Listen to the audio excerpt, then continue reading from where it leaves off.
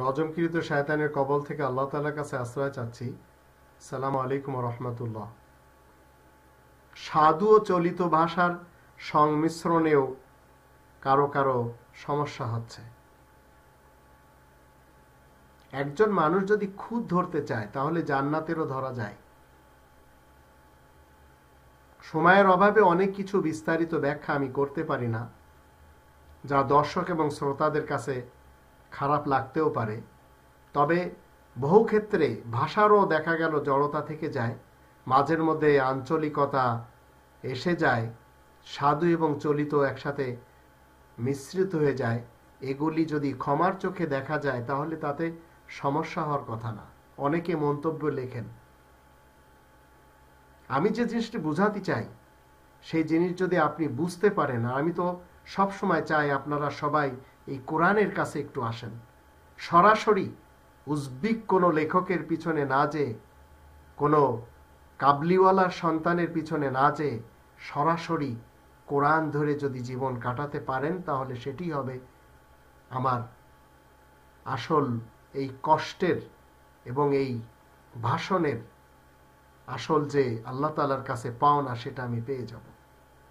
আর এটি হচ্ছে আমার আসল উদ্দেশ্য এবং এটি হচ্ছে আমার আসল নিয়ত। কোরআনের 14 নম্বর সূরা ইব্রাহিমের 4 নম্বর আয়াতে আল্লাহ তাআলা বলেন, ওয়া মা আরসালনা মির রাসূলিন ইল্লা বিলিসানি কওমি লিয়ুবাইয়িনা লাহুম। রাসূলকে আল্লাহ রাব্বুল আলামিন যখন যখন কোনো জাতির কাছে পাঠান তখন সে স্বজাতির ভাষায় ভাষিত হিসেবে আল্লাহ পাঠান এবং আল্লাহ তাআলার আয়াতকে বয়ান করার জন্য সেই যোগ্যতা দিয়ে দেন।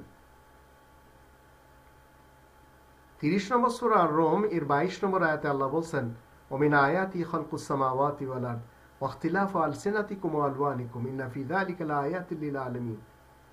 ভাষা এবং বর্ণ আল্লাহ তাআলার নিদর্শনগুলির মধ্য থেকে অন্যতম নিদর্শন। আমি আপনাদের সকলকে আনতে চাই এই কোরআনের আয়াতের দিকে। এর জন্য আমার যত সাধনা। 14 নম্বর সূরা ইব্রাহিমের প্রথম আয়াতে আল্লাহ বলছেন, এই গ্রন্থ মূলত আল্লাহ এই জন্য পাঠিয়েছেন যেন মানুষকে অন্ধকার মতবাদ থেকে আলোর মতবাদে আনতে পারে। আর এর জন্যই আমি আমার চেষ্টা সাধনা করে যাচ্ছি।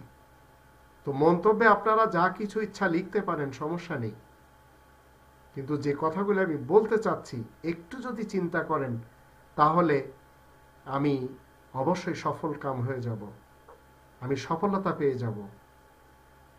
আমি সবাইকে কোরআনের দিকে আনতে চাচ্ছি, কাবার দিকে আনতে চাচ্ছি, নবী এবং রাসূলদের দিকে ডাকছি।